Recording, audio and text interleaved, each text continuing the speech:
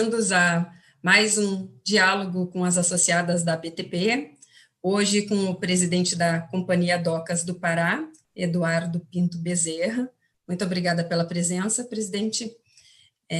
Vamos falar sobre as oportunidades e desafios do setor portuário do estado do Pará. Eduardo Bezerra é engenheiro civil pela Universidade da Amazônia, especialista em engenharia e gestão portuária pela Universidade de Santa Catarina.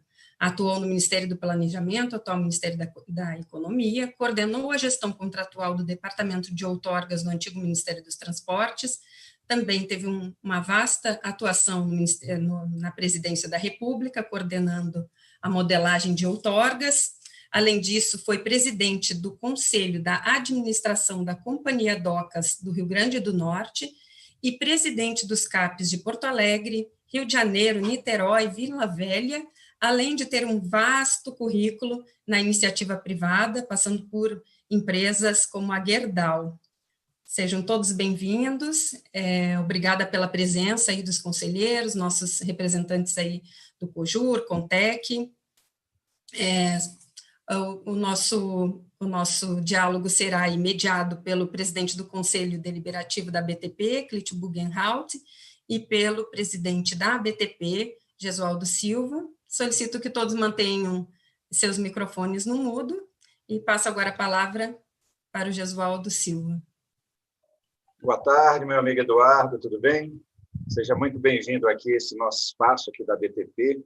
Hoje você vai trazer para a gente aí um pouquinho da tua experiência aí, né, na CDP, sobre os portos de Belém, Santarém, Vila do Conde. Acabou de sair aí a estatística da ANTAC, né, e já falou aí que vocês estão com uma movimentação já perto de 40 milhões de toneladas esse ano, um crescimento de mais de 13% em relação ao ano passado. Realmente você está brilhando aí em cima.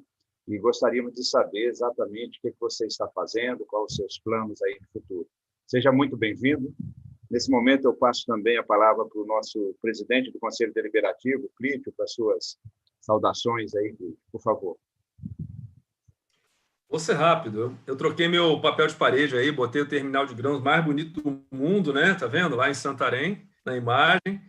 É um prazer receber o Eduardo. A gente conversou quando ele assumiu lá a Companhia Docas do Pará, e na nossa última conversa a dois, né, eu falei, bom, você já cumpriu o ciclo completo, né? Agora tu já tem mesmo o brevet e o diploma de presidente de Companhia Docas, porque já passou por todo aquele ciclo de balanço, buscar resultado, tentar montar equipe, negociar com o sindicato, relatório, auditoria interna, auditoria externa, convivência com o CONSAD, agora como presidente da empresa, né, e não como membro, né, representante do governo federal. Então, fico muito curioso de receber um retrato, né, do que está acontecendo por lá.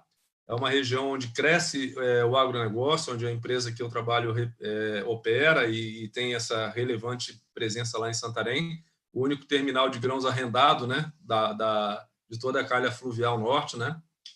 E espero que a gente ouça boas novidades, né, e opiniões sobre várias coisas que estão acontecendo aí no setor portuário e no Minfra, e oportunidades e atratividades para novos investimentos nos ativos portuários federais. Bem-vindo, Eduardo. Toca o pau. Bem, senhores, boa tarde a todos. Gesualdo, eu agradeço muito pelo convite da BTP, da associação. É um prazer para nós aqui da Companhia Docas participar de qualquer fórum para debater sistema portuário e logística de uma forma geral, né? O Clítio aí, eu já tinha falado algumas vezes, tive a oportunidade de falar, o Clítio já passou por aqui pela CDP, né? Me deu vários conselhos assim que eu assumi aqui há um ano e pouco atrás. Eu tenho tentado colocar em prática todos eles.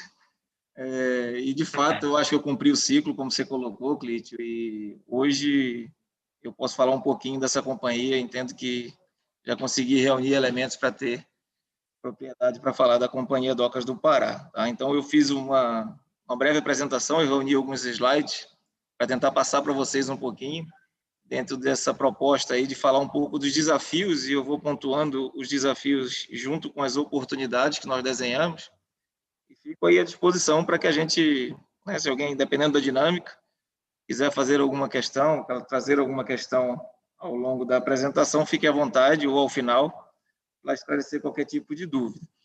Eu não coloquei muito a parte, você colocou aí da parte de gestão, que eu acho que foi um dos primeiros e um dos maiores desafios, mas assim, eu assumi a empresa em 2019, em março, vindo do Ministério, né, da Secretaria de Portos, indicado aí já pelo ministro Tarcísio e pelo Diogo Piloni, nessa tentativa de realmente profissionalizar a gestão das companhias docas.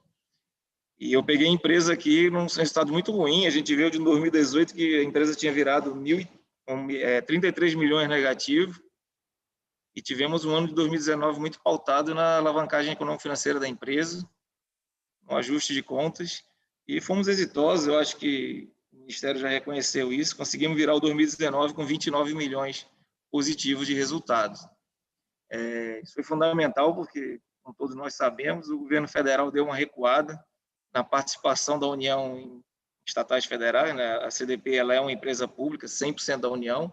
Ela e a Codern são as duas estatais, as duas companhias docas que são 100% da União. E com esse recuo do governo na porta de investimentos, fica difícil para uma companhia doca não estar bem estruturada. E eu acho que o 2019 foi um ano singular para nós, para conseguirmos montar um 2020, onde nós conseguimos aprovisionar aí com cerca de 70 milhões de reais para investimentos com recursos próprios da própria companhia. Algum valor considerável que não tinha ainda se consolidado, não tinha se demonstrado possível em outras oportunidades. Então, a gente conseguiu estruturar a empresa. Acho que foi um ano de pandemia que fragilizou algumas ações, mas, sem dúvida alguma, eu acho que a empresa hoje está muito mais sólida para enfrentar os novos desafios, as novas situações, né, de crescimento que vão ser impostas aí ao longo de 2021. Então, eu acho que isso foi muito importante. Mas eu vou passar para a apresentação, eu vou colocando e, assim, fiquem à vontade para qualquer tipo de questão a ser... Foi? Foi, né? Foi. Então, assim, o tema que nós colocamos, eu coloquei portos públicos, né? A CDP ela é responsável, eu vou tentar ser o mais breve. Se estiver sendo rápido, por favor, avise. Mas a CDP ela é responsável hoje por vários terminais e portos. Ela tem 3 portos organizados associados à empresa. O Porto de Vila do Conde, talvez o maior porto que todo mundo tem alguma referência. O Porto de Santarém, o Clítio já citou bem aí, onde nós temos o arrendamento da Cargill. E mais outras empresas do mercado, setor de combustíveis, arrendadas lá, né? O Porto de Belém, que ele é subdividido em 3 polígonos descontínuos. Tem terminal de Miramar, terminal petroquímico de Miramar e o terminal de Outeiro, né? Então, os 3 juntos compõem o Porto de Belém. E nós temos alguns portos interiores, o Porto de Marabá, o Porto de Altamira, o Porto de Itaituba e o Porto de Óbidos. Óbidos, Altamira e Marabá, eles não vão ser muito objetos de minha manifestação ao longo desse overview que eu vou fazer da companhia para os senhores, porque Óbidos é um IP4, é uma instalação portuária pública de pequeno porte, e a gente já vem em tratativas aí de longa data com o DENIT para transferência, né, para o DENIT do IP4. É um porto que opera basicamente navegação regional, então fica um pouco fora do nosso portfólio de negócio, mas hoje ainda é vinculado à Companhia Docas do Pará. O Porto de Marabá, é importante ressaltar, ele está cedido às Forças Armadas, ao Exército Brasileiro, mas é um porto que hoje ele começa a entrar no nosso radar, que pese a gente não vai pautar muito, mas ele começa a ser uma janela de oportunidade quando o governo começa a discutir Pedral do Lourenço, operacionalização das reclusas de Tucuruí, né, porque nós movimentamos hoje em Vila do Conde cerca de 1 milhão e alguma coisa de toneladas de manganês, e na região de Marabá, onde estão localizadas as minas de manganês. Então, nós vislumbramos, com a navegabilidade, né, permitida no Rio Tocantins, de Marabá começar a se tornar um ponto interessante de você fazer uma estação de transbordo de carga e trazer carga para os portos do Pará, dos portos organizados do Pará para longo curso. Então, mas nesse momento não vai ser muito foco. Altamira, da mesma forma, é um porto, é uma área grande, porém que opera basicamente uma base da BR Distribuidora, e nós não conseguimos prospectar nenhum mercado, não planejamos nossa construção de instrumentos de planejamento, não temos muitas expectativas para Altamira. Também estamos em tratativas com o governo no processo de devolução da área. Já o Porto de Itaituba é diferente, eu vou falar um pouquinho mais na frente. Aqui é basicamente localização estratégica, mas é só para fins de informação mesmo. O Pará fica a 12 dias, né, da Europa, rota do Oceano Atlântico, comparado com Santos e Paranaguá, que em cerca de 15 dias, nós temos uma localização realmente privilegiada. E para o mercado asiático, nós, se formos pelo canal do Panamá, temos aí 32 dias, o que se assemelha muito a Santos e Paranaguá. Isso foi mais para fins ilustrativos mesmo. Eu fiz uma série de slides também na sequência, mas que, dependendo dos questionamentos que pudessem surgir, a gente pudesse ter uma fonte para consultar, né, alguma informação que fosse preciso.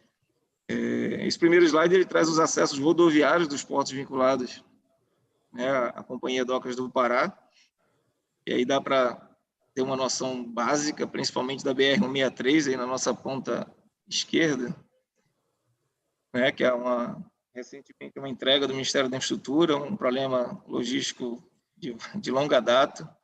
Acho que o ministro Tarcísio se empenhou muito e acho que é uma vitória do governo. E, inclusive, hoje se discute aí a concessão dessa rodovia.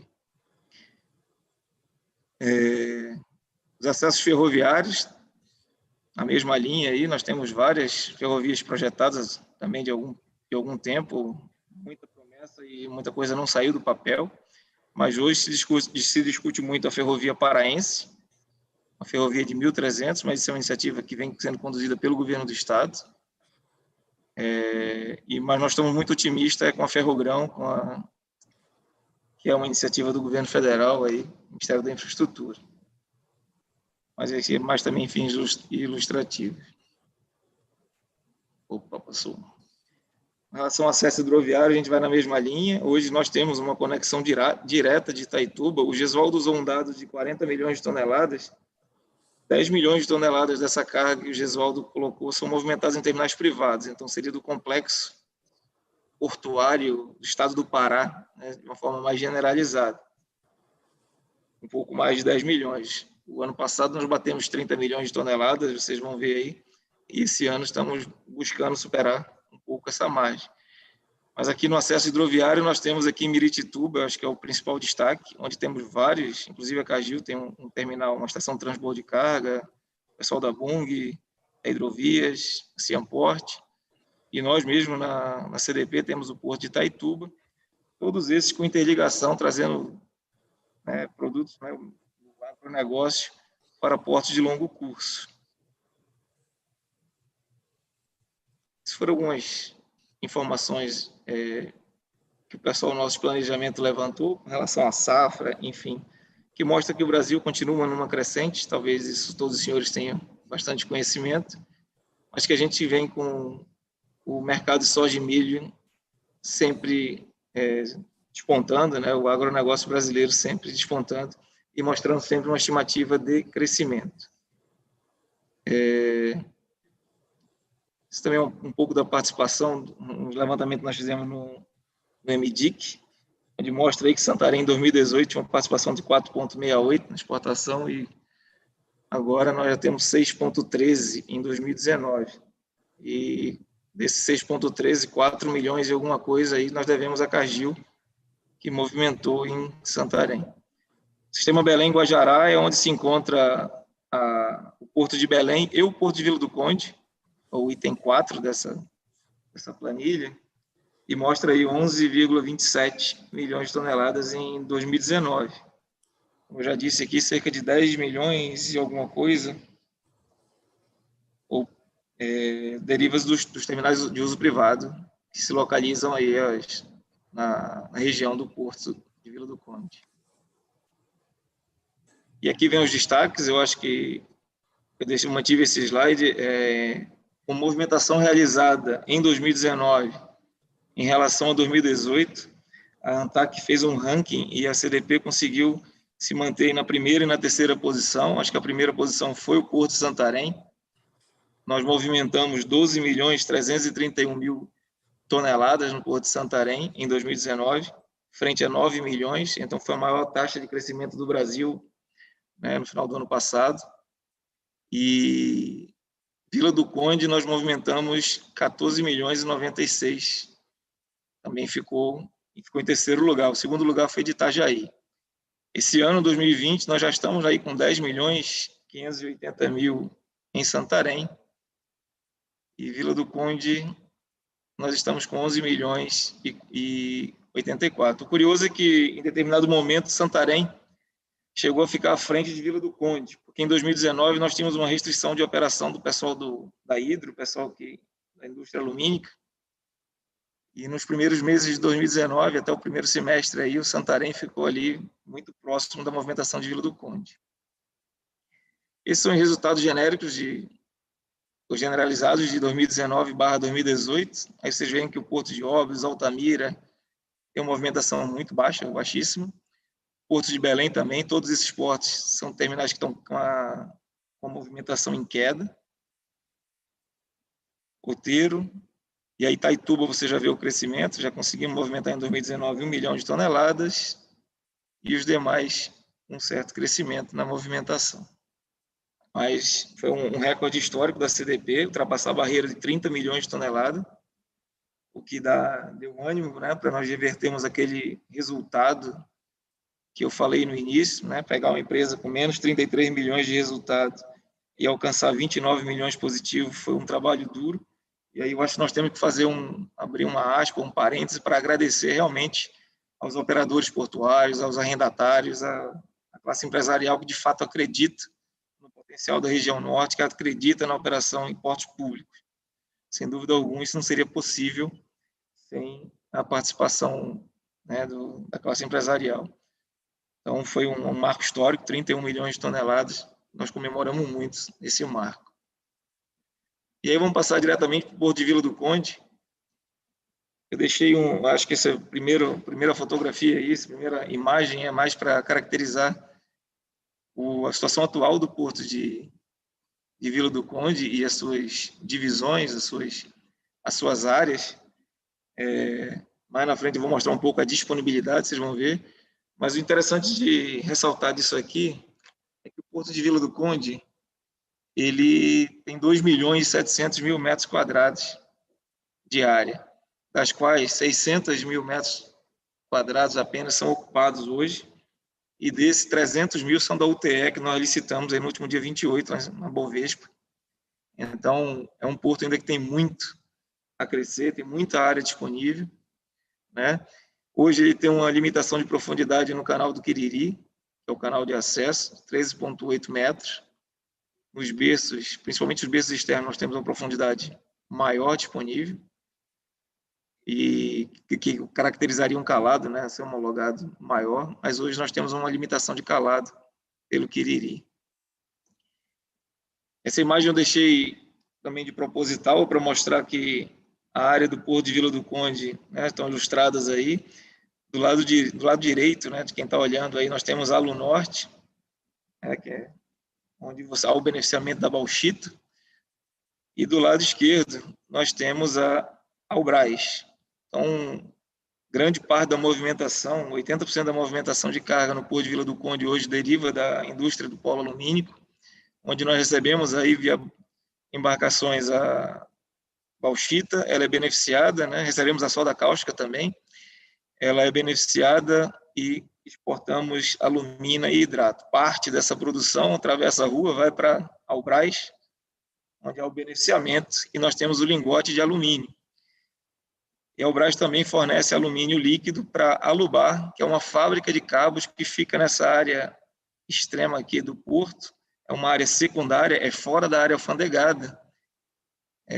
Nós chamamos de área secundária, é uma área que nós temos empreendimentos, né, para seção onerosa, empreendimentos mais voltados aí para a atividade industrial ou de apoio, e eles recebem o alumínio líquido e transformam em cabos elétricos, enfim. Então, a indústria a cadeia verticalizada do alumínio está toda aí. Essas são as áreas disponíveis hoje no Porto de Vila do Conde, em consonância com o que tem no Plano de Planejamento, Desenvolvimento e Zoneamento do PDZ. Aqui nós já temos, inclusive, eu vi que o Elano está por aí, o terminal da Ultra que está sendo construído já nessa área mais próxima à entrada do pier. O Porto de Vila do Conde passa a ter um perfil diferenciado na parte de movimentação de combustíveis, ele passa a se figurar aí como um hub de combustíveis.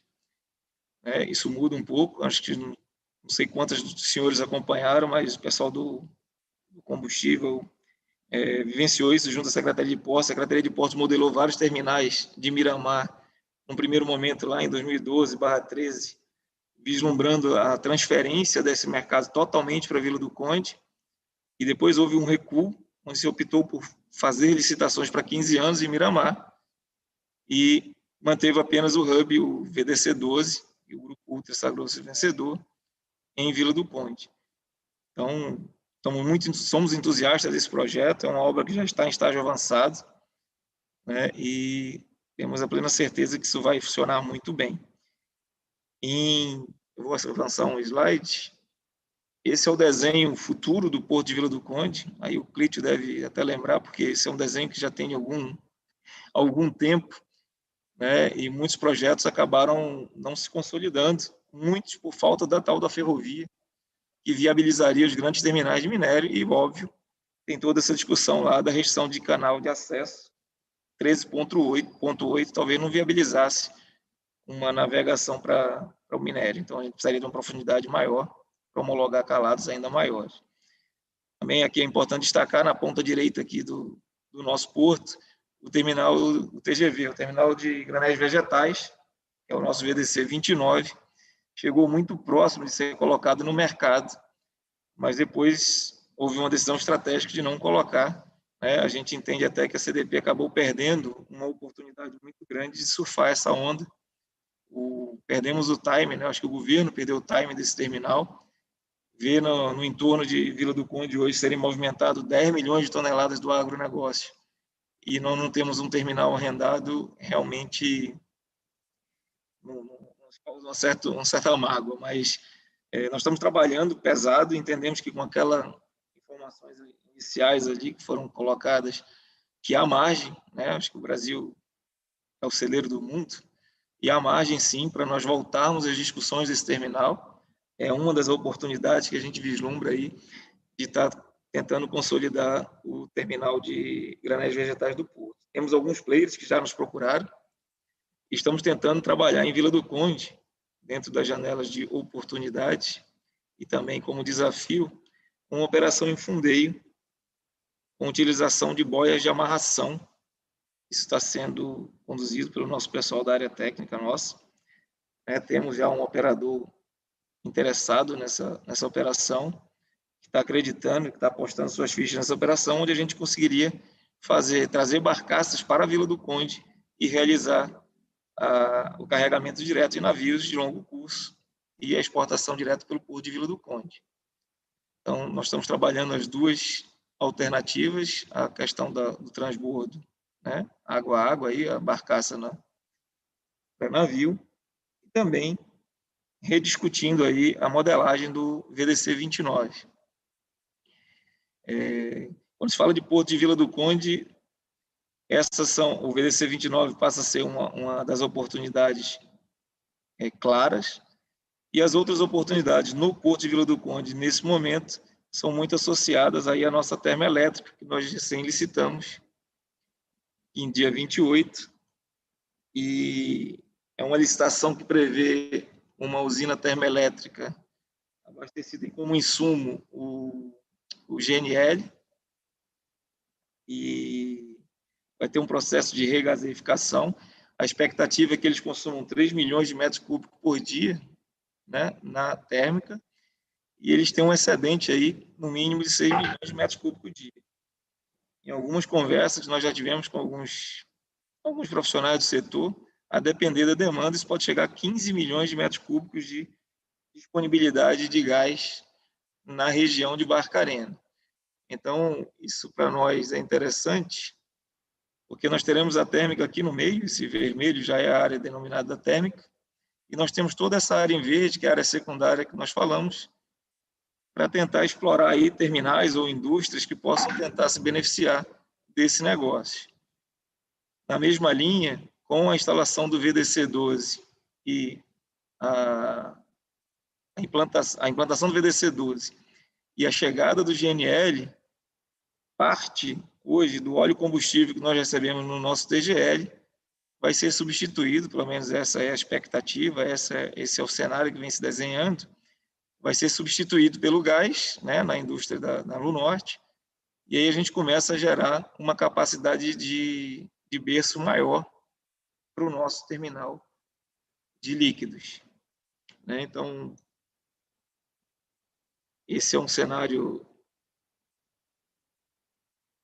geral. Aqui eu coloquei só mais para ilustrar, nós temos uma área de apoio logístico, nós estamos trabalhando aí 256 vagas a ser localizada na ponta aqui dessa área secundária. Nós temos alguns problemas com relação ao acesso. O acesso do Porto de Vila do Conde é um acesso de uma PA, de uma rodovia estadual, não é uma rodovia federal. E nós temos falta de áreas, né, de apoio logístico, né, ainda desenvolvidas para os caminhões que acessam o porto. No Porto de Vila do Conde hoje é um desafio muito grande nosso, o desembarque de fertilizantes é feito de forma direta, nós não temos um terminal de fertilizante, é algo que está no nosso radar também. Além do gado bovino, né, o Porto de Vila do Conde figura como um dos principais exportadores do boi em pé, e a movimentação de caminhões é grande e nós não temos hoje muitas áreas disponíveis para colocar de forma racional esses caminhões.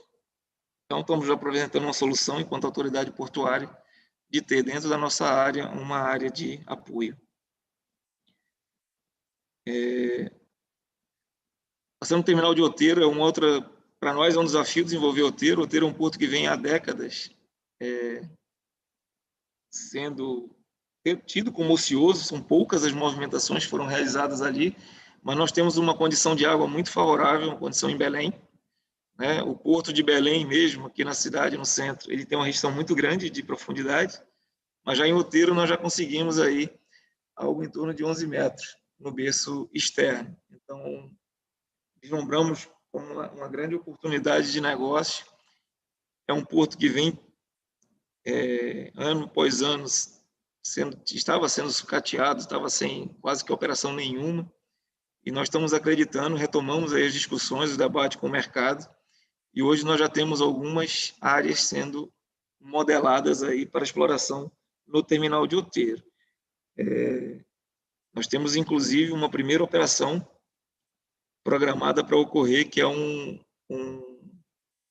transbordo que será realizado no pier de milho para uma embarcação de longo curso. Então, o grão começa a chegar em Outeiro numa operação portuária pura e simples, sem um arrendamento. Temos algumas discussões, isso já é um pleito antigo da CNA, Ministério da Agricultura.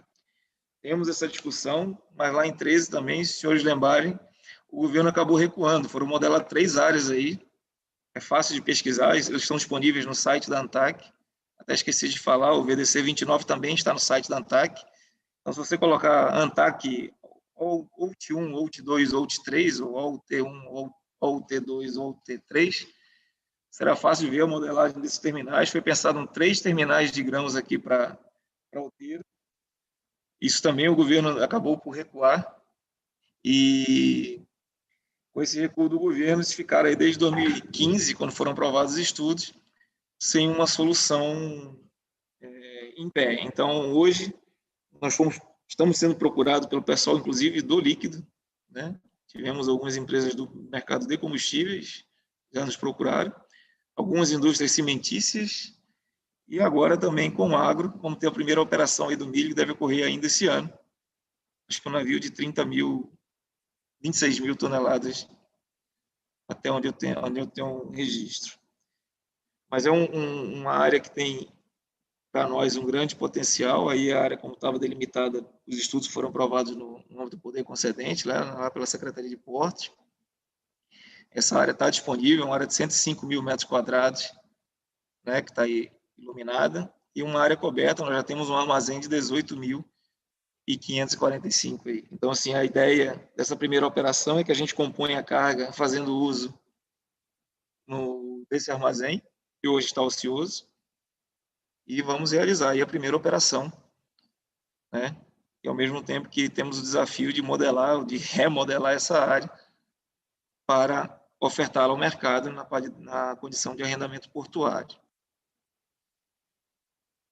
Miramar eu fiz aqui mais para constar, o Porto de Miramar foram as licitações recém-entregues, né, que nós entregamos recentemente. Temos uma única janela de oportunidades aí em Miramar, nesse momento mapeada, que é o BEL 11, é um terminal de gás que deve ser licitado nos próximos meses, provavelmente no primeiro trimestre de 2021.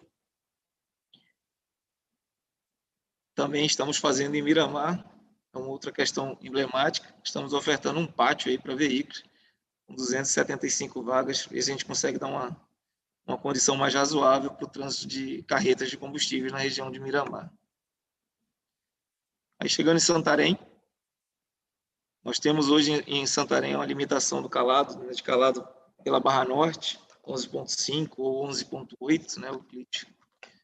Participamos de alguns debates juntos com o 4º Distrito Naval aqui em Belém, mas se discute aí profundidades, a possibilidade de buscar profundidades maiores. Mas essa é a condição hoje do nosso cenário aí de Santarém. Temos uma limitação de acesso pelo canal e uma infraestrutura portuária ainda muito acanhada, muito longe daquilo que seria o mais razoável para Santarém. Isso é uma imagem do porto como é hoje, né?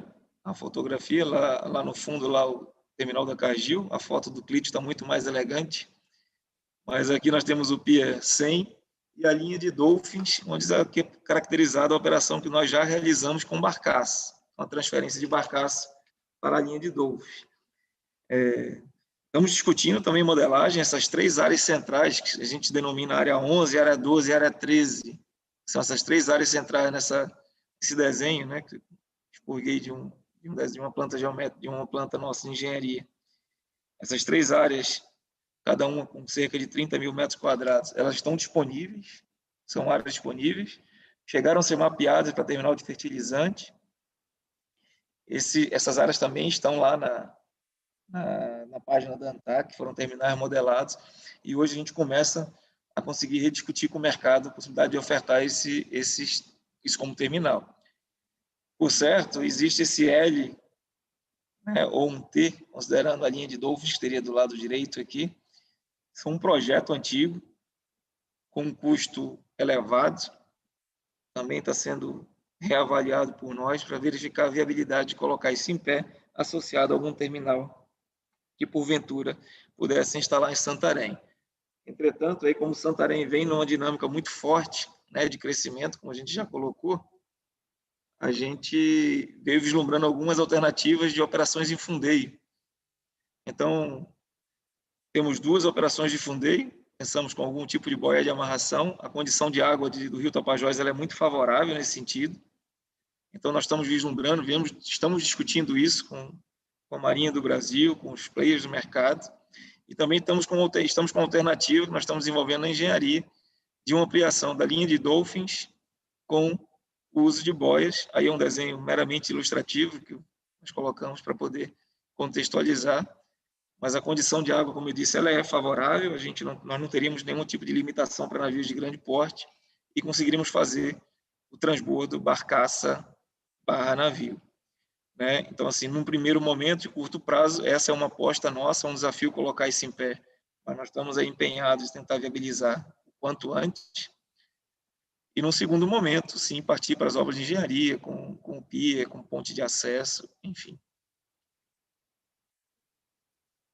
Porto de Itaituba, de forma breve, nós temos uma operação, como vocês viram lá no início, 1 milhão de toneladas sendo movimentado em Itaituba. Aqui no fundo eu coloquei uma imagenzinha acanhada, mas que demonstra que nós temos uma faixa de terra muito estreita, hoje com 4 linhas de atracação, né, um pier rudimentar ou ainda precário, não muito, e 3 pontes em concreto, já estão numa condição aí, um investimento grande sendo realizado lá, mas que permitiram que nós movimentássemos 1 milhão de toneladas.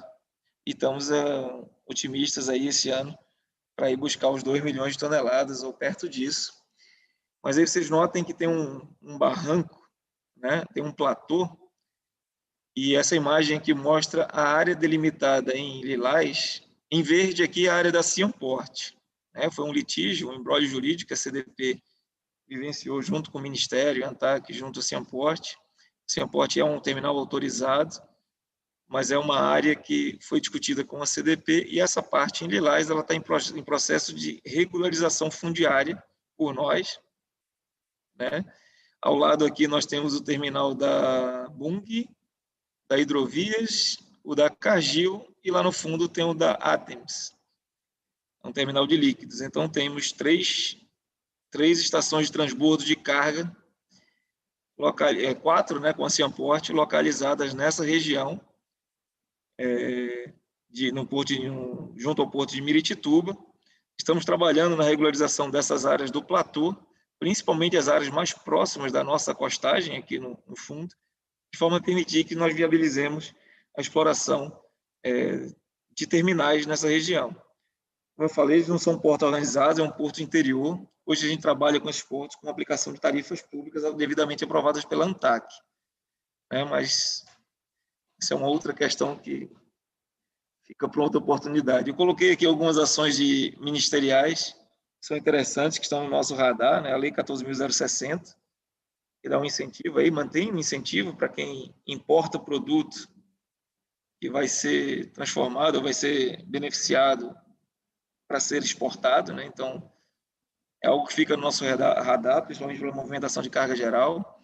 Temos aí a Ferrogrão, o Ministério apresentou ao Tribunal de Contas da União, e ao que tudo indica, no ano que vem, temos a esperança de que isso realmente saia do papel. Acreditamos muito aí no Ministério, todas as ações vêm sendo conduzidas pelo Ministério. E a própria concessão aí da BR-163, né, os 970 quilômetros, de Sinop até Miritituba, que é outro projeto que vem sendo capitaneado, foi divulgado pelo governo. Fora a BR do Mar, né, eu acho que agora a BR dos Rios, começa uma discussão com o pessoal das hidrovias na BR dos Rios, acho que a Secretaria de Portos está protagonizando isso, e nós ficamos muito felizes, né, muito animados com essa notícia, né? Então, esperamos que as ações ministeriais, de certa forma, viabilizem o lado fora portão do muro, fora poligonal do porto, para que a gente possa fazer o nosso dever de casa e aí capitalizar o que for possível do ponto de vista de movimentação de cargas. Aí eu citei brevemente, acho que os senhores devem estar cansados de falar nisso, mas são ações ministeriais interessantes, o que eu acho que não só ministerial, mas que envolveu todo o setor, mas que devolve um pouco das competências das autoridades portuárias, né? Que foram as alterações da lei número 14.047, seus artigos aí que possibilitaram tanto o arrendamento portuário, quando tiver um único player interessado, para que a gente possa fazer um arrendamento direto, quanto à questão do uso temporário, que a gente entende que é uma excelente ferramenta de gestão, principalmente para nós que temos muita área disponível, né? Óbvio que o desafio agora é modelar essa forma de exploração, mas para nós que temos área disponível, 2 milhões de metros quadrados de área em Vila do Conde, ficamos muito otimistas com essas operações. Nós estávamos discutindo recente com a ANTAC, por exemplo, um terminal que vislumbrava importar nafta e beneficiar e distribuir combustíveis. E ficou uma discussão com relação à modelagem, se poderia ser reconhecido ou não como atividade industrial ou semi-industrial, e isso gerou alguma perda de tempo, mas com uma ferramenta dessa, com um dispositivo desse, a gente entende que nós poderíamos viabilizar um negócio dessa natureza de uma forma muito mais célere. E também é importante ressaltar, não sei se os senhores estão acompanhando, acredito que sim, o Tribunal de Contas ontem, ele bateu o martelo, né, no acórdão, que fala da questão de portos públicos frente a terminais privados, né? Então, abriu aí 60 dias para o Ministério da Infraestrutura, junto com a ANTAC, estabelecer um plano de ação para revisão de normativos, para, enfim, dispositivos infralegais e até mesmo legais, com forma a aumentar a competitividade dos portos públicos. Então, tentei ser breve, mas É isso, senhores. Eu fico aí à disposição para qualquer questão que os senhores entendam como pertinente colocar. Muito obrigado, Eduardo. Excelente as suas colocações. Parabéns aí pela virada, né, do faturamento da empresa, do planejamento que você demonstrou aí. Realmente tem grandes oportunidades aí para frente, né? E a pergunta até que eu ia fazer de início, mas você acabou explicando. Na realidade, o porto ele ficou um pouco restrito em função dos acessos terrestres a ele, né? E com essas atitudes aí de ferrovias, né, a BR-163, e talvez incentivos aí com relação às questões hidroviárias, né, realmente cria-se aí oportunidade para você. Parabéns, Eduardo. Eu só queria fazer uma pergunta antes de passar aqui para os inscritos, né? Diante desses desafios que você está tendo, né, das negociações que você está fazendo como vamos dizer assim, empresa 100% pública, tá? Frente a isso, as dificuldades ou facilidades, como é que você vê a questão da desestatização? Porque o governo vem falando, né, nesse processo, claro que os seus portos aí ainda não estão, né, citados, mas como você vê isso? Você vê realmente como uma alternativa viável ou você acha que esse modelo landlord pode ser ainda aprimorado aqui no Brasil? Tem condições de dar certo? Sim, Gesualdo, de forma muito objetiva, eu sou entusiasta do modelo landlord port, eu acho que ele é amplamente praticado no mundo. Tá? Eu gosto do modelo, tá? Particularmente falando. Mas eu entendo as ações do governo, acho que nós temos que avaliar cenários. Eu acho que não tem como não passar distante disso. A realidade das companhias, a realidade das empresas públicas, elas têm um potencial de serem modificadas, né, ao longo do tempo. Eu acho que várias empresas vinham com resultados muito ruins, muito deficitários. Eu não quero atribuir isso a ninguém, nem fazer nenhum tipo de juízo para as gestões anteriores, mas, assim, na minha leitura, eu acho que há espaço, sim, para um modelo landlord port, né, bem estruturado, bem definido, com empresas públicas que deem resultado, sim. Eu, particularmente, defendo a manutenção de algumas empresas públicas. Óbvio que é uma diretriz de governo, é algo que vem sendo discutido já de longa data, a questão da privatização ou a questão da desestatização, né, dos portos. É uma questão de diretriz. Na minha visão, eu manteria. Eu acho que as empresas, via de regra, têm muito a dar. Óbvio, quando você fala Codesa, né, o que é que nós temos hoje em discussão para privatização? Codesa e Codesp. Né, Itajaí, talvez, um modelo diferenciado. Eu acho que o governo verificou tentou pegar benchmark em alguns portos. Eu sei que há críticas com relação ao benchmark que foi buscado pelo governo, mas não me compete aqui entrar nessa discussão. Eu só acho que é uma análise de cenários. Né? Nós saímos de menos 33 milhões para menos 29 milhões. Qual o momento ideal para privatizar uma companhia docas dessa envergadura? Uma empresa que tem 2 milhões e 700 mil metros quadrados em Vila do Conde e tem explorados atualmente 700 mil, ou seja, 20% dessa área. Como que a gente vai valorar isso? Né? Eu acho que cada empresa tem a sua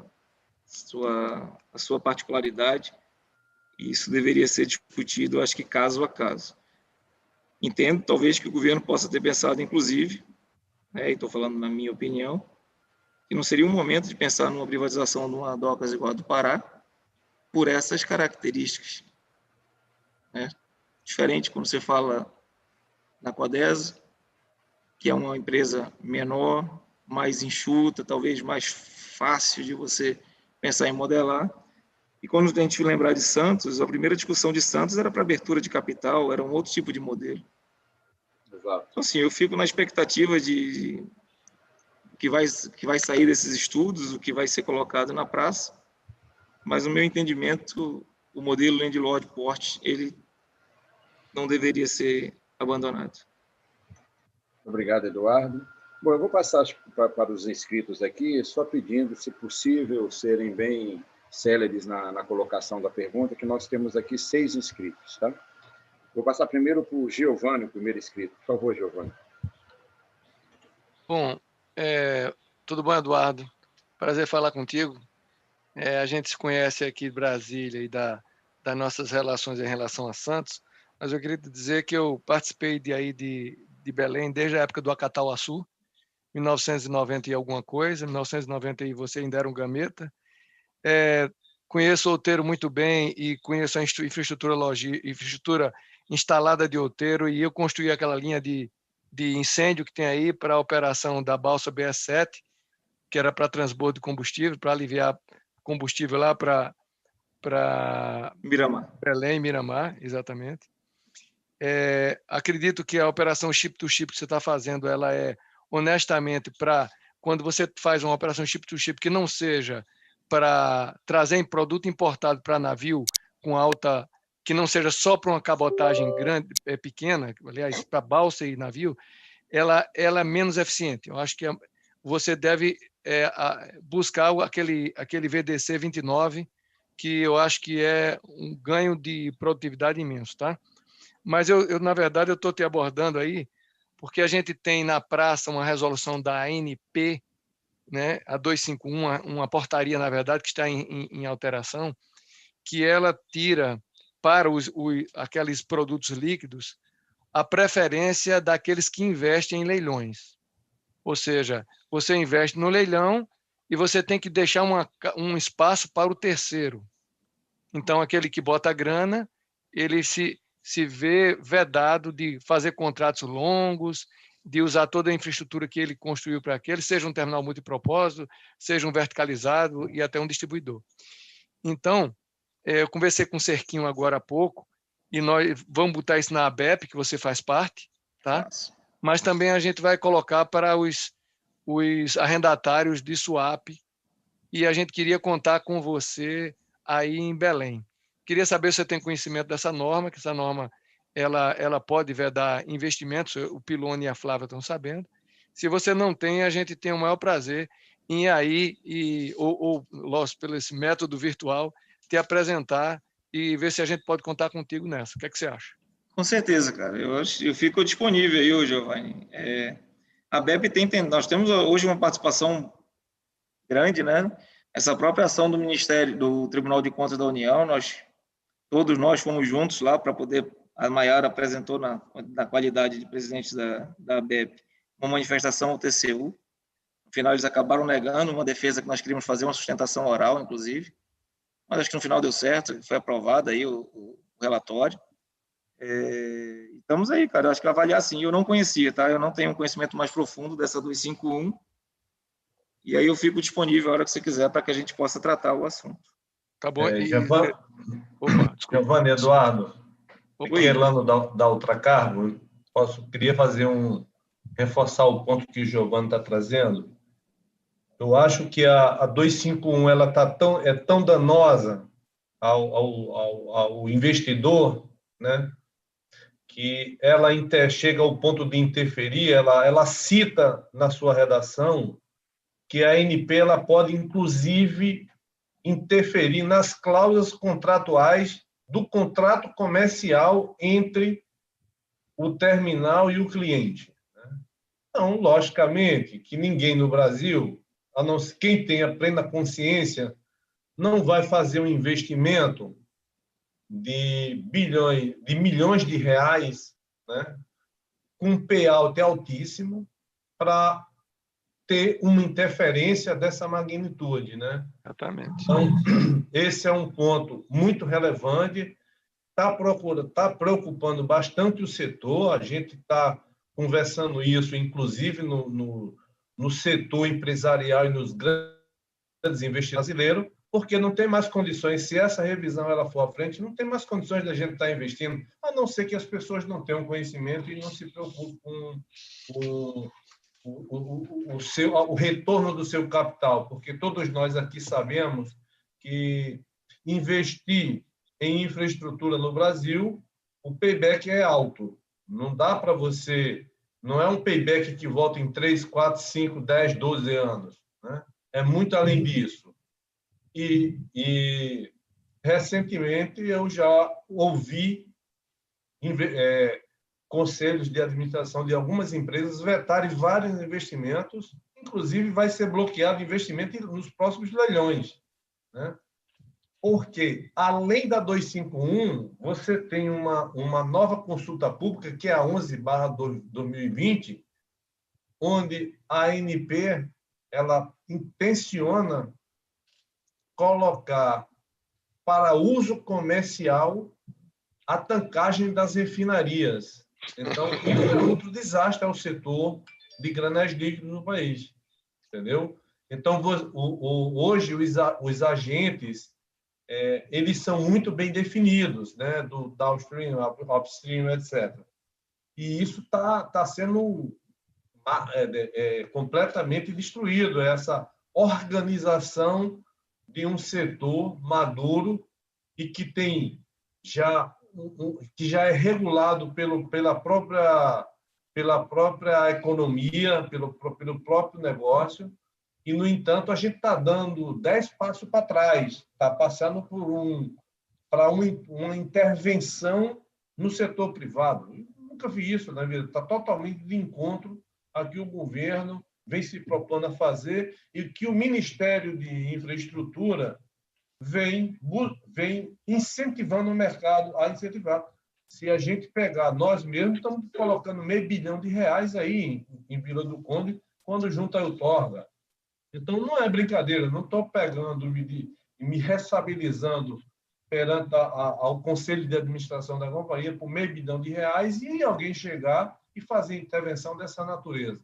Então, isso é muito preocupante, é muito sério, Giovanni, muito bem levantado o ponto. Okay. Nós estamos trabalhando fortemente nisso, estamos acompanhando isso muito de perto e, cara, conta conosco para o que você precisar, porque isso é sério e eu tenho compromisso perante os investidores do Grupo Ultra e não posso passar por uma situação dessa, né? Vou apresentar o mais breve possível para o Eduardo. Ok, Eduardo, depois a gente conversa aí, meu amigo. Ok. Parabéns pela gestão.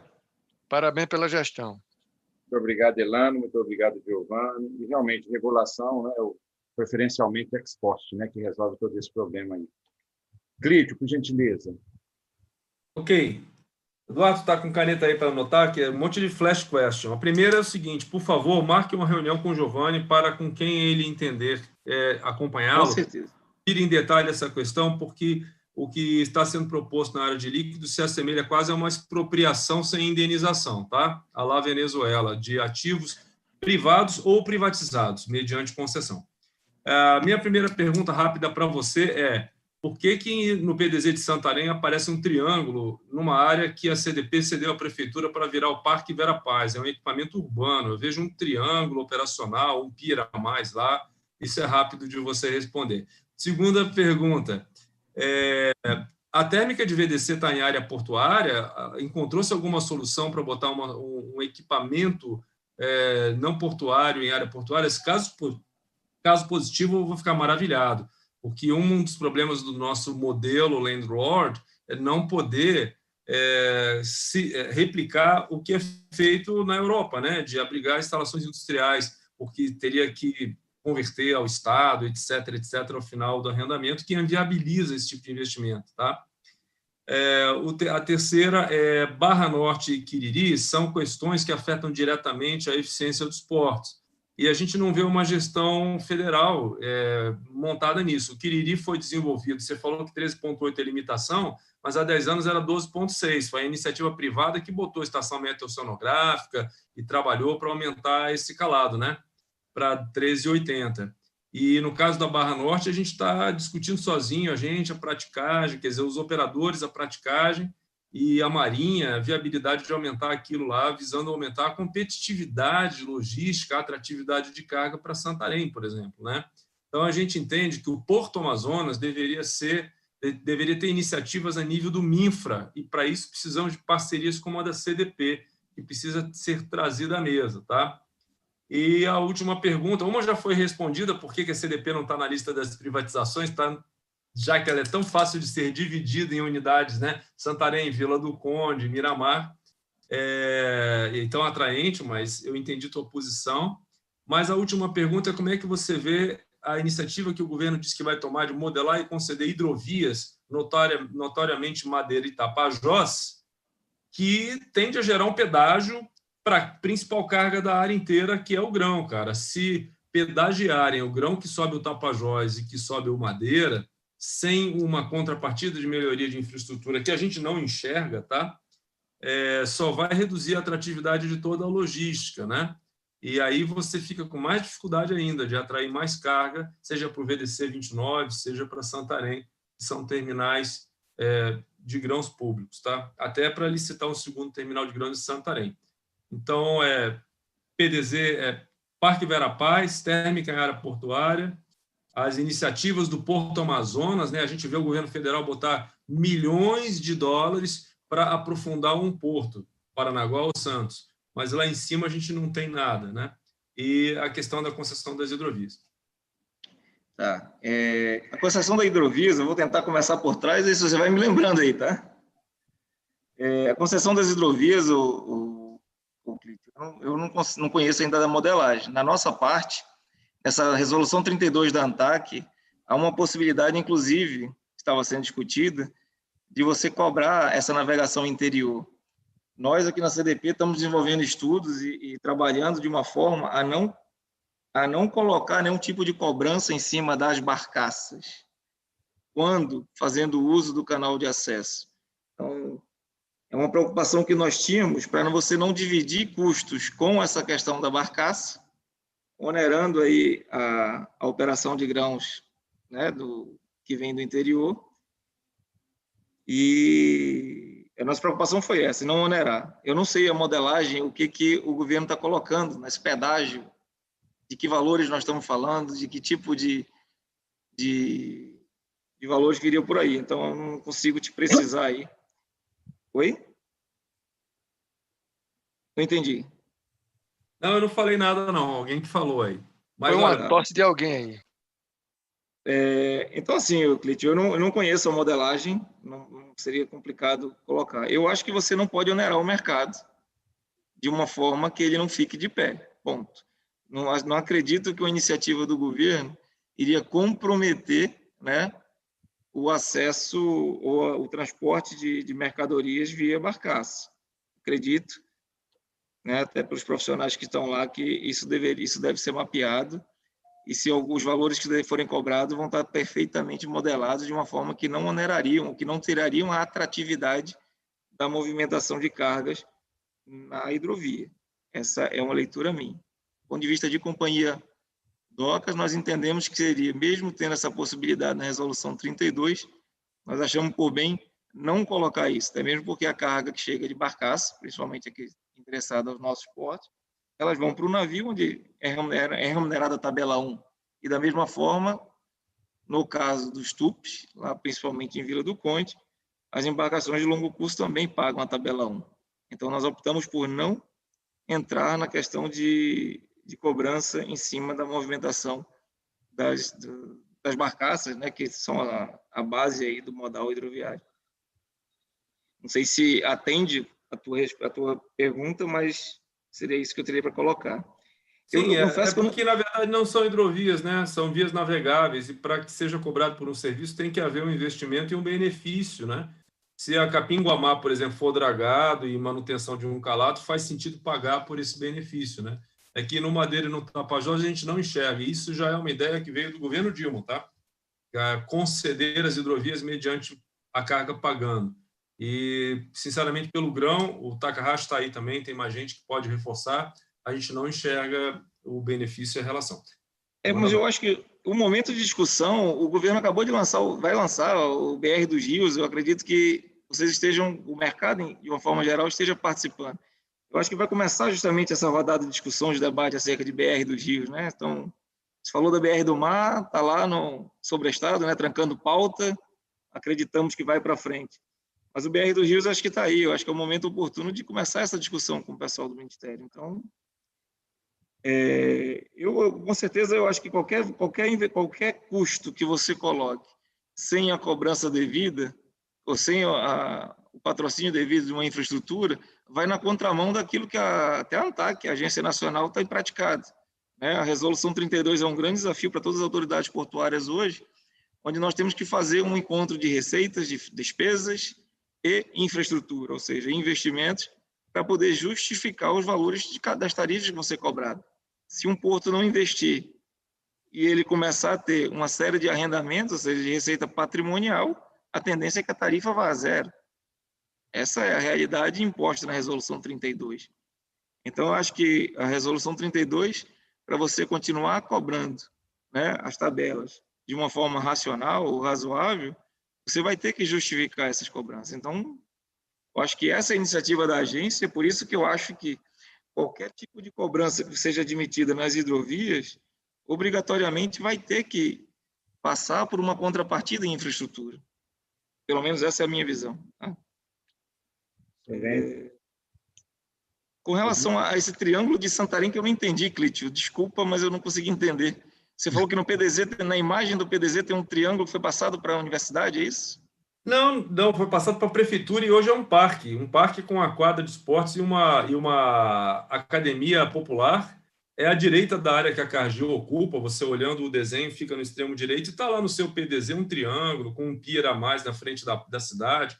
Aí eu fiquei com dúvidas, mas pode pedir para pular se você está com o desenho desatualizado aí. Fiquei com a dúvida. Não, mas não é questão do desenho desatualizado, é que nós temos algumas questões de regularização fundiária e ajustes que estão sendo feitos, e tem algumas áreas que ainda figuram como sendo da companhia.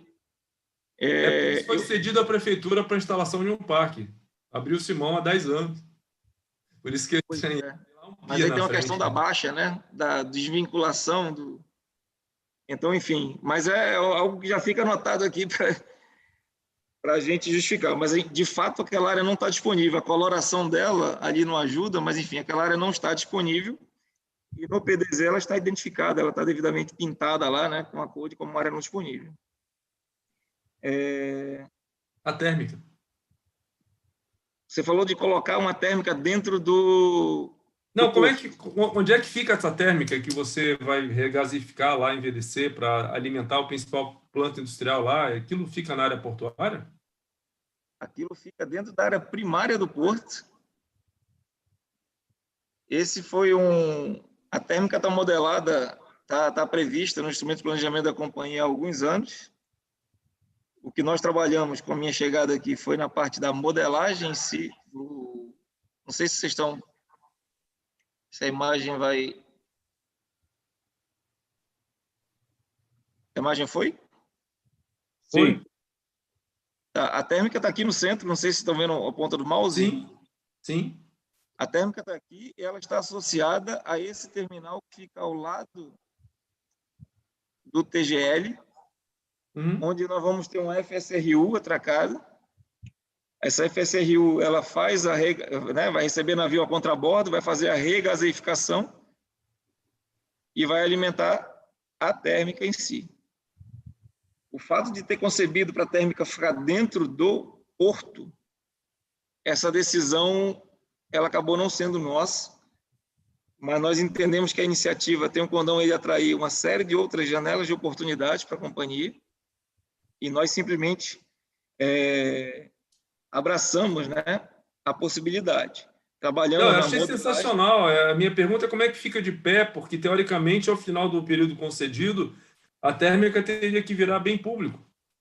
E eu acho que isso é um problema regulatório. Não, ou desmontar, que é o que nós estamos colocando, é 20 mais... Acho que o contrato são 20 mais 20. Inclusive, o TCU, é interessante o acórdão, eu estava lendo um pouco antes da gente entrar, não me concentrei em tudo, mas o TCU, inclusive, ele fala da possibilidade de revisão de todas as cláusulas, até em contratos de arrendamento portuário, com relação à reversão de bens, né? Então, acho que é uma discussão muito interessante, vai começar agora, de você devolver a área da forma como você recebeu. Ou, eventualmente, uma térmica dessa, ela ficando de pé, aí o edital de licitação lá na frente, que daqui a 20 anos alguém vai ter, ou daqui a 40 anos, que são 20 mais 20, a gente vai ter que repensar Mas, assim, do ponto de vista prático, a nossa ideia foi: temos muita área disponível, muita área, né? 300 mil metros quadrados, uma área de 2 milhões e 700. Temos uma série de áreas associadas a uma chegada de uma ferrovia, que nós ainda não temos essa previsibilidade de uma chegada de área. Então, o que é que nós vamos fazer com esse equipamento público? A gente falou de privatização. Quando você fala de Codesp, eu lembro de alguns debates que nós tínhamos. Quanto vale o ativo público administrado pela Companhia Docas do Estado de São Paulo, que agora é Santos Port Authority? Mas, assim, às vezes é difícil você fazer essa análise, por isso que eu falei do cada caso é um caso. A Companhia Docas tem muita área ociosa e uma expectativa de chegada de algumas ações que, se não chegarem, simplesmente é um equipamento público ocioso. São 2 milhões de metros quadrados ociosos em Vila do Conde. Então, achei sensacional. Parabéns por terem conseguido uma solução. É um exemplo. Então, assim, e outra coisa que eu acabei esquecendo de falar, né? Nós temos um pátio de manganês que fica dentro da área da térmica, e colocamos na matriz, dentro do CAPEX dele de investimento, eles vão fazer um pátio novo de manganês, devidamente construído, para que a gente possa arrendar um pátio de manganês dentro dos conformes. Temos um arrendatário para movimentar manganês dentro do porto de Vila do Conde, com um arrendamento, né? E deixar de viver aí esse dia a dia complexo que é essa indústria do manganês. Mas eu acho que é isso, Cleiton. Nós vislumbramos uma janela de oportunidade grande, tanta área ociosa e tantas possibilidades de ficarmos com essa área por algumas décadas aí, esperando o trem, né? Então, nós abraçamos a causa, trabalhamos pesado na modelagem e conseguimos ser exitosos no leilão. Aquele negócio, nós não estávamos esperando bid, nós estávamos querendo realmente concretizar. Tivemos que fazer consulta aí para a ANP, a ANEEL, trabalhando com todo mundo, e agora está de pé a térmica e espero que vá para frente. Aí você perguntou também... Barra Norte. Barra Norte e Quiriri, eu acho que a CDP se distanciou do protagonismo que poderia estar exercendo nessas discussões. Eu concordo plenamente contigo. Quando a gente conversa com o pessoal mais antigo aqui da companhia, pessoal que já está há mais tempo na companhia, de forma recorrente é colocado que lá atrás, na questão do Quiriri, a CDP trabalhou junto com a classe empresarial, que a CDP chegou a colocar boia. Eu não acompanhei essa história, eu não encontrei muitos registros, mas eu não tenho dúvida que a Companhia Docas tem um papel fundamental e determinante para poder auxiliar na construção desses resultados. Nós estamos tentando viabilizar com o governo a questão do VTMS para a companhia. Teve um recuo, mas nós não abandonamos a ideia, né, o projeto, e, claro, talvez não com o nome VTMS, mas nós estamos agora com recurso próprio. Como eu falei, a gente conseguiu garantir aí, solidificar uma base para que a gente faça investimentos com recurso próprio, principalmente em 2021. Nós vamos ter uma série de iniciativas com relação a essa parte molhada, seja para o controle de acesso aquaviário, como fazer, eu acho que, firmar essas parcerias com todas as associações, com a própria classe empresarial, com os TUPs, né, para que a gente vá junto com a Marinha do Brasil e consiga construir cenários que viabilizem realmente buscarmos cada vez mais condições de acesso mais favoráveis. Não adianta termos 13,8, termos uma ferrovia chegando, talvez a gente afaste aí os potenciais interessados no terminal de minério de um porte maior no porto de Vila do Conde. Esse T-1002, que fica à esquerda dessa imagem que eu projetei, nós temos um projeto executivo dele há, sei lá, uma década. Isso é um absurdo.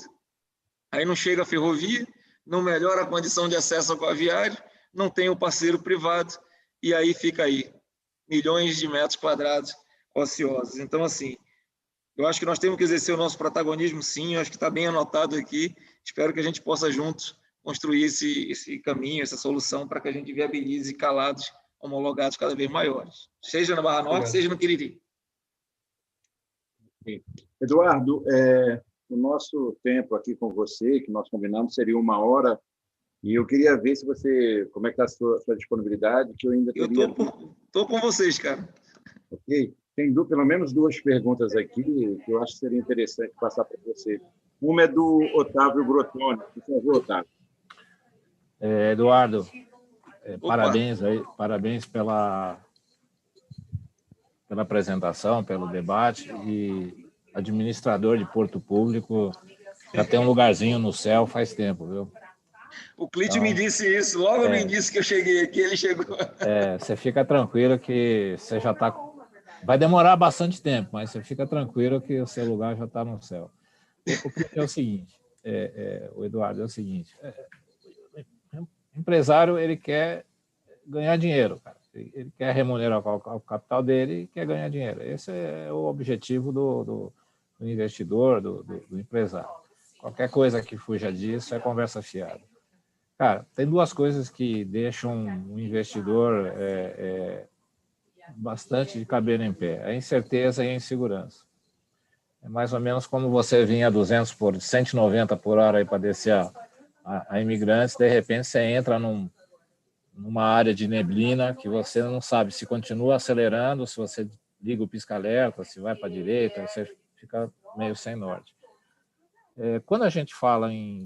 Eu percebi da sua apresentação que houve uma queda significativa do prejuízo, né? Eu acredito que na ordem de quase 10 milhões, alguma coisa parecida. Ou se não é isso, alguma coisa parecida. Aí nós saímos do resultado de menos 33 para menos 29.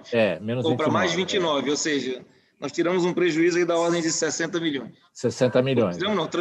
Tiramos o prejuízo e convertemos em resultado positivo. Isso é assim, é um negócio extraordinário. Aí eu tenho uma pergunta que... quais foram as ações? O que gerou isso daí? Né? Porque qual é o grande problema que eu vejo do sistema portuário? O investidor, ele quer uma previsibilidade, né? Ele quer saber onde ele põe o dinheiro dele, em que tempo e como ele vai, como é que ele vai se comunicar, né? As informações precisam chegar claras, né? A gente viu aí o pacote de dificuldades. Assim, eu particularmente não tinha noção do tamanho do complexo do porto aí de vocês, do Pará, né? É um negócio gigantesco, né? Tem oportunidade que não acaba mais, no agronegócio, gás, tem aí uns conflitos que vão ser resolvidos, mas assim, o que vocês fizeram, né, para tirar a empresa do vermelho e torná-la uma empresa rentável? Essa é a primeira pergunta, né? Tá. E aí, sem nenhuma comparação com gestões anteriores, que essa conversa não agrega muita coisa. Mas... Não, assim, Otávio, eu acho que, sendo bem objetivo, eu também não estou aqui para ficar fazendo caça às bruxas ou apontar esse ou aquele defeito, mas foi o que nós fizemos. Nós realmente fechamos, né, aquelas torneiras que nós julgávamos que não seria necessário para a empresa, dado até o resultado que ela tinha. Óbvio que 2018 não foi um ano bom, porque eu não sei o quanto os senhores acompanham, a Hidro, que responde aí por 80% da movimentação do Porto de Vila do Conde e 60%, talvez, da receita, ou respondia por 60% da receita da CDP, ela teve um 2018 onde ela teve uma paralisação quase que 50% da produção dela, né, por questões ambientais, né, uma discussão que só foi superada 100% a partir de julho de 19, né?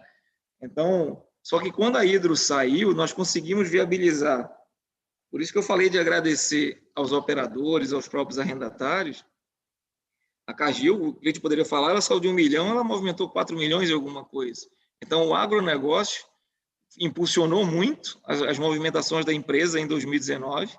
A Hidro, a partir de julho, retomou completamente a sua capacidade e nós captamos a carga, como eu falei, 1,5 milhão de manganês, né? Outras cargas começaram, às vezes, com uma participação menor, 1 milhão de toneladas lá no terminal em Itaituba, mesmo numa condição precária, né? O Porto de Natal, o terminal de Areia Branca, que é um dos maiores movimentadores de carga em Natal, movimenta 2 milhões de toneladas no ano. Então, nós estamos falando de meia Coderme movimentada em Itaituba numa condição precária. Então, acho que essas cargas novas, associadas à crescente movimentação, que aí sim a gente deve muito ao mercado, possibilitaram, com alguns atos de gestão, de fato, onde a gente fechou algumas torneiras, com que a gente conseguisse potencializar o resultado, né? Então, acho que, basicamente, é isso. Nós batemos um recorde histórico de movimentação na companhia em 2019. Nós fizemos mais de 31 milhões de toneladas. Isso nunca tinha acontecido. E por que a gente acredita que nós estamos muito otimistas, até para trazer algum tipo de segurança e tal. Em março de 20, nós conseguimos ajustar nossas tarifas também junto com a ANTAQ. Então, agora, com a movimentação se mantendo, como você viu, em Santarém já batemos o 2018, a movimentação se mantendo e as tarifas sendo repactuadas, como foram em 20, elas vão dar realmente essa solidez para que a gente possa construir uma carteira de investimento, prever uma carteira de investimento de 70 milhões com recurso próprio. Eu desconhecia isso em outras autoridades portuárias, até nas grandes, mas nós conseguimos construir isso aqui com vários atos de fato de gestão. Tá? Nós temos um orçamento aprovado de 82 milhões na LOA, 12 milhões eram recursos de exercícios anteriores da União e 70 milhões de recursos próprios. Então, assim, eu acho que a gente deve muito, claro, ao mercado, essa resposta do mercado. Essa resposta do mercado foi fundamental para a gente melhorar esse resultado. Tivemos algumas ações isoladas? Tivemos. De gestão? Tivemos. E aí eu não vou entrar nem no mérito, porque eu acho que não seria a pauta, mas assim, por exemplo, a CDP ela praticava o pagamento de adicional de risco em todas as unidades portuárias da companhia. E nós optamos por, em atendimento ao que dispõe os laudos técnicos, 2 ou 3 que foram apresentados, a só pagar adicional de risco na planta de Miramar, que é onde nós temos realmente periculosidade, enfim, insalubridade. Nos outros terminais, nós cortamos o adicional de risco. Isso foi um ato de gestão que fez uma redução de custo com o pessoal significativo. Também tivemos êxito em várias ações trabalhistas, enfim. É um conjunto de ações, mas eu acho que o carro-chefe, respondendo diretamente a pergunta, foi, sem dúvida, a movimentação de carga por parte dos players aí que atuam no nosso mercado. Obrigado, Eduardo. E boa sorte aí, sucesso, continua nesse caminho. Valeu, aí Eduardo, nós temos aqui o George Takahashi. Gostaria de fazer um questionamento também, George. Olá, Eduardo, tudo bem? Tudo bom, George? Primeiro, parabéns aí pela gestão. Fico muito feliz aí que a CDP esteja melhor do que estava no passado, tá? Só fazer um adendo aqui. Fico feliz do teu ponto de fala aí sobre a questão da cobrança da navegação interior, né? Sobre a tabela 1. Eu acho que é um ponto aí de preocupação do setor. Isso aí no passado em Belém já se avançaram, né, a possibilidade de cobrança de tabelão em navegação interior, que não faz o menor sentido, porque ela não utiliza da sinalização náutica e muito menos da dragagem, né, do porto, né. Mas fico feliz aí da tua linha de raciocínio. Eu acho que só o ponto aí da privatização, concessão da hidrovia, né, eu sou obrigado a fazer esse comentário, porque senão o teu colega Dino vai reclamar depois porque eu não defendi o que ele comentou, mas eles, segundo o Dino, não é o interesse desse estudo, tá? Não é um interesse de concessão, mas sim um diagnóstico, né, feito pelo Banco Mundial, tanto é que o material que vai ser produzido ele é insuficiente para uma concessão, tá? Então eu sou obrigado a fazer esse comentário, porque foi 2 eventos que eu participei com ele e ele fez esse mesmo comentário. Mas se alguém tiver alguma dúvida, eu acho que ele mesmo pode esclarecer. Mas a minha pergunta é muito simples, tá? São 2, na verdade. Primeiro, nessa linha aí de melhoria da gestão da CDP, eu queria entender como que está o processo de delegação de atribuições, né? A APA, lá, exemplo de Paranaguá, foi a primeira autoridade portuária a receber uma delegação de atribuição, né, do governo federal. Queria entender de vocês aí da CDP como que status está isso dentro da CDP, né? E outro tema é se existe já uma previsão de retirada do navio Aidar, o navio que afundou ali no berço de Vila do Conde, né? Até para entender quando que esse berço estaria disponível para a sociedade portuária. Obrigado aí. Perfeito. Vamos lá. A primeira questão é esse índice do IGAP lá, o índice de gestão, que fez com que a APA pedisse autonomia para poder fazer os arrendamentos portuários. Na nossa visão, sendo muito transparente, nós entendemos que não seria o momento. Nós temos poucos arrendamentos a serem modelados. O terminal de gás que eu coloquei para vocês, ele é uma seção onerosa lá em Miramar hoje, então é feito diretamente por nós. A termoelétrica foi feita a modelagem direto por nós. O que nós temos hoje, como fruto das discussões de arrendamento portuário, seria a modelagem para outeiro e a modelagem para esse terminal de manganês, né, nesse primeiro momento, bem como revisitar os estudos feitos pela Secretaria de Portos de outeiro 1, 2, 3 e OVDC 29. Então, nós entendemos por bem, nesse momento, não investir muito na busca dessa autonomia para esse tipo de arrendamento e continuar contando, sim, com o apoio da institucional da Secretaria e da EPL. Né? Nós não achamos isso um ponto negativo. Não temos essa necessidade de trazer esse protagonismo para a companhia, não vislumbramos isso. Tá? Do ponto de vista de gestão, pelo contrário, a EPL hoje entrega, acho que 2 estudos por mês, 1 estudo por mês. Então, eles entraram numa linha de produção muito grande e, para nós, seríamos obrigados a sair contratando, talvez, consultorias, capacitando melhor o nosso pessoal, isso a gente já está fazendo, mas esse custo de entrada que a EPL já venceu, essa dinâmica, a gente entendeu por bem, do ponto de vista de gestão, manter assim, pelo menos nesse momento. Tá? É uma decisão nossa de gestão mesmo. Então, nós não estamos investindo em nenhum tipo de iniciativa para buscar essa responsabilidade de arrendamento.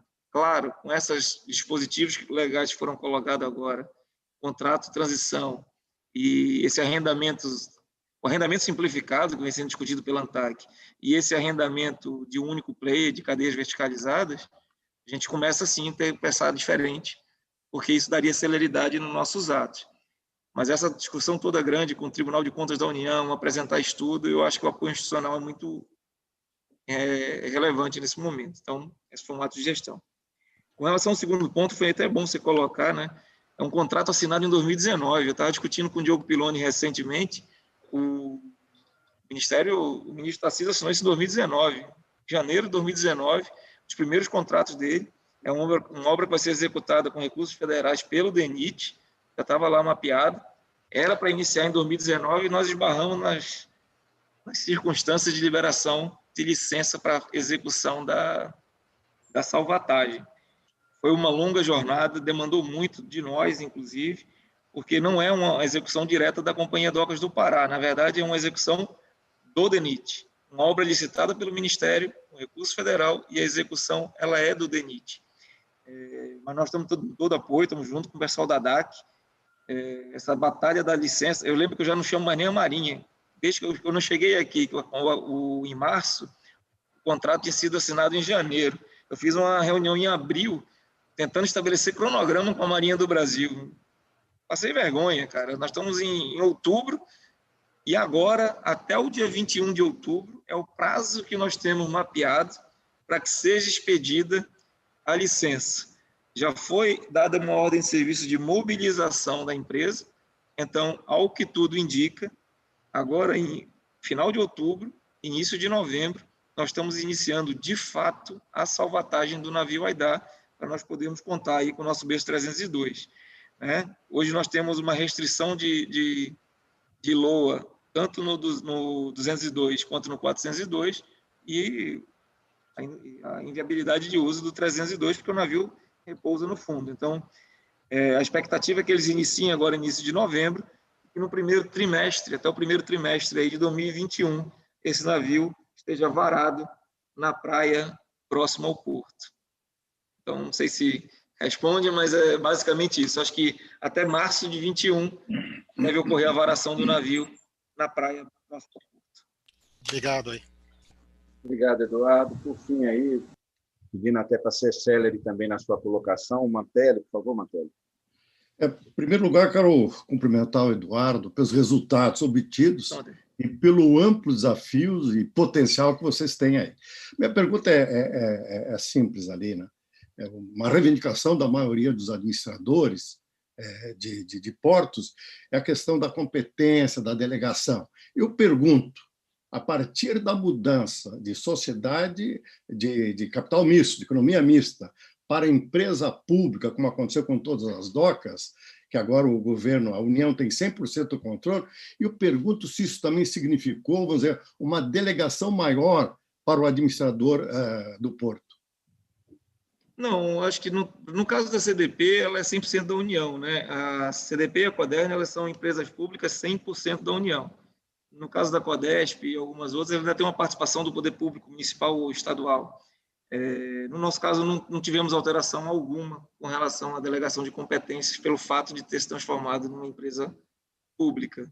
A alteração, do ponto de vista prático, para nós foi quase que nenhuma. Muito bem. Obrigado, hein?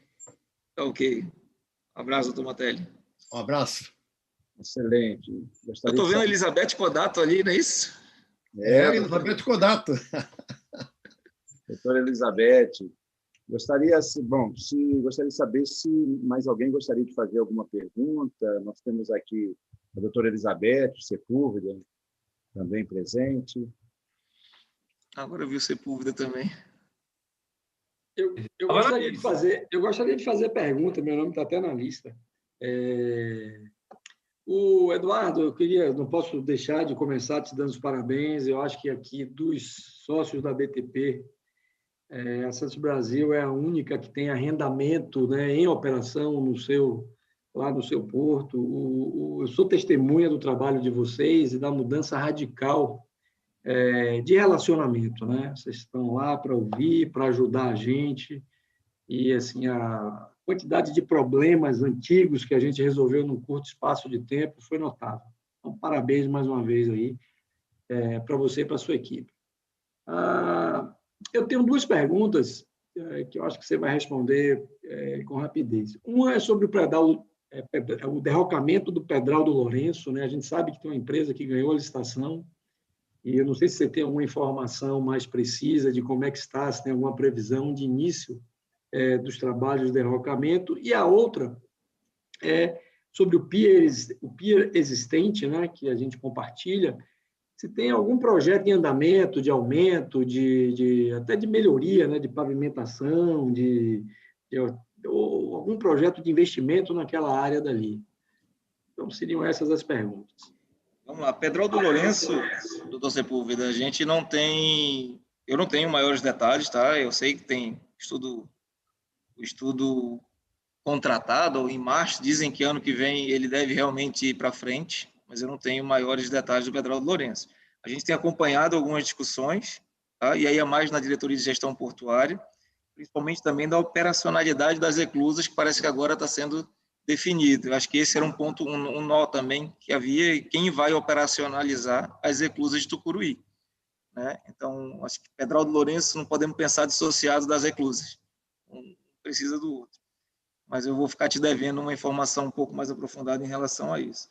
Em relação à questão de CAIS, de ampliação da oferta de infraestrutura lá, nós estamos discutindo, até para audiência pública agora, pelo meio da ANTAC, a licitação, né, da Hidro. E dentro do CAPEX de investimento da Hidro, é uma licitação de grande porte, nós colocamos a ampliação do berço 100, do Pier 100. Então, dentro da modelagem concebida, que nós construímos em discussões com a EPL, foi colocado no CAPEX de investimento, né? É claro que está em audiência pública, ainda tem aí uma jornada, né, até passar para o Tribunal de Contas, até se viabilizar, mas a expectativa nossa é que colocar dentro do arrendamento do Grupo Hidro, daquela área da movimentação da indústria alumínica, colocar a construção, a disponibilidade de mais 2 berços, ou seja, quem acessa a ponte de Vila do Conde virou à esquerda, seria hidrato, alumina, bauxita. Virou para a direita, todos os berços disponíveis para uso de carga geral, granel, enfim, o boi vivo. Ou seja, nós passaríamos hoje de uma oferta que está aí com 2 berços comprometidos e 2 sendo utilizados de uma forma geral, para 6 berços disponíveis para a operação de qualquer carga de qualquer natureza. Então, assim, dentro do contrato da Hidro, que é uma licitação, o governo está levando o quê? 1 ano e meio, 2 anos para licitar uma área dessa. A gente já começou a audiência pública. Então, a gente espera que até 2022 essa licitação esteja concretizada. Concretizando essa licitação, a ampliação do Pier 100 e a disponibilidade imediata, então logo sejam realizados investimentos, de 6 berços para a operação de carga de uma forma geral. Acho que vai ser uma grande vitória, um grande incremento de infraestrutura portuária para o porto de Vila do Conde. Bacana, Eduardo. Obrigado. Parabéns aí mais uma vez. Ok. Bem, Eduardo, só me resta agradecer. Sepúlveda, inclusive, queria me desculpar contigo, que eu não tinha visto seu nome aqui na lista, tá? Desculpas aceitas, meu amigo. Tranquilo. Eduardo, eu queria agradecer, rapaz, a sua disponibilidade. Então, logo te convidei para esse bate-papo. Foi um bate-papo extremamente importante, né? Muitos aqui eu acho que não conheciam assim com essa profundidade, né? A companhia, os portos, né? Que são a infinidade de portos lá administrados pelo Pará. E é muito bom saber que tem essas excelentes opções aí de negócios e que brevemente você deve estar colocando aí no mercado, né? Parabéns pela sua condução. Eu vou também aqui passar para o Clítio, para as considerações finais, e depois eu passo para você também fazer suas considerações finais antes da gente encerrar. Mas eu não poderia deixar também aqui de agradecer a presença do nosso nobre Roberto Campos, uma pessoa que nós admiramos muito, um ícone aí do setor, e que agora, com a participação dele nesse movimento aí do X-Export, né, está dando uma outra, vamos dizer assim, roupagem no nosso setor, na questão de visibilidade, de mídia. Parabéns, doutor Roberto Campos, e muito bem-vindo aqui a esse nosso diálogo, viu? Clítio, por gentileza, suas considerações finais. Eduardo, eu fico feliz de ouvir a serenidade do seu tom de voz, a demonstração de maturidade e conhecimento amplo da complexidade da CDP, porque ela tem uma complexidade, primeiro, geográfica e depois dos problemas que são enfrentados nos diversos lugares, né? Às vezes, o porto, aquela coisa única, aquele volume de controle que você consegue, o presidente do porto consegue pegar o carro e circular o porto num dia, né? Dá um pouco mais de tranquilidade. O teu caso nunca vai ser esse com Miramar, Vila do Conde e Santarém no portfólio. E olhando Belém deficitária e definhando, né, por questões naturais, conflito porto-cidade, baixo calado, baixa atratividade. Então, a matriz de preocupações é grande, né, o nível de exposição é grande. Eu espero que você não possa ter atingido esse nível que é facilmente observável de conhecimento de causa e maturidade, alcance as realizações, né, ao longo do período que você certamente ainda tem aí, e que ultrapasse também com tranquilidade a fase posterior pela qual eu passei, né, 1 ano e meio respondendo no TCU por coisas, mas tive minhas contas aprovadas, é o meu desejo de coração, né? Como ex-presidente da Companhia Docas do Pará, fico feliz de ver que ela está em boas mãos, no rumo certo, necessário para o Estado, para a região, para os usuários da logística e para o país. Prossiga nesse caminho, cara, rumo correto. Eu agradeço a toda a audiência que tivemos aqui. Começamos próximo de 30 participantes, continuamos com 26, alguns tiveram que se ausentar, sinal que o material apresentado prendeu o interesse dos participantes. É uma plateia realmente bastante rica e privilegiada, né? Muita gente que eu poderia citar. 35, eu. E, cara, já te agradeço muito por apresentar as coisas que estão acontecendo. Algumas nos deixaram bastante felizes, né, de ver as coisas começando a acontecer, inclusive ouvir que mais uma empresa portuária estatal está superavitária. Isso é super importante para que, independente do rumo que se tome, com privatização ou não, que assim permaneça, né? Seja como estatal ou seja para atrair possíveis investidores. Parabéns e obrigado. Obrigado, Senhores, Eduardo. eu que tenho que... Antes das considerações finais, eu vou pedir que todo mundo aí ligue as câmeras, por gentileza, os vídeos, né, para a Cláudia poder fazer a nossa foto institucional. Por favor, Eduardo, suas considerações finais. Gesualdo, eu que tenho que agradecer, cara. Eu acho que é a oportunidade de mostrar um pouquinho da companhia, né? Como o Clique falou, não dá para pegar um carro e ir ali, né? Nós temos portos a 900 quilômetros daqui da CDP, de Belém.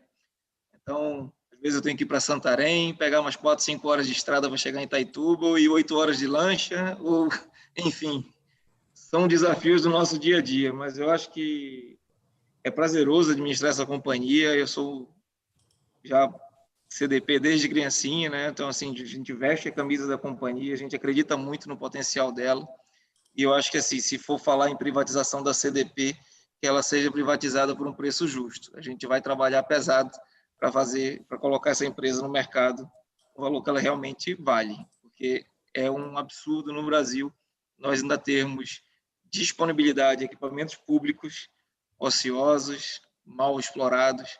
Isso eu acho que é inadmissível. Então, nossa missão aqui é realmente potencializar ao máximo a empresa e até dificultar a decisão aí de vamos para o final da fila, porque nós vamos dar certo. A gente acredita muito nisso. O doutor ministro Tarcísio fala muito a frase vai dar certo e a gente acredita que vai dar certo. Então, é isso. Eu tenho muito a agradecer a todos. Eu não vou citar o nome de todo mundo.